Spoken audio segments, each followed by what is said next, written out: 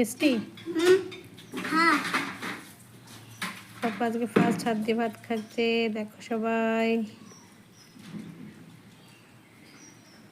নিচে পড়ে না জানো ভাত, নিচে ফেলতে নেই বাবা।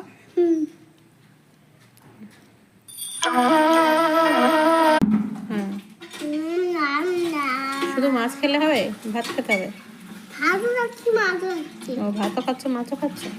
টেস্টি হয়েছে রান্না? খুব টেস্টি।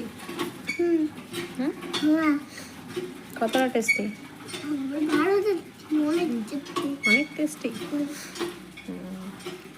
তাহলে এখন থেকে নিজে নিজে হাত দিয়ে খাবি?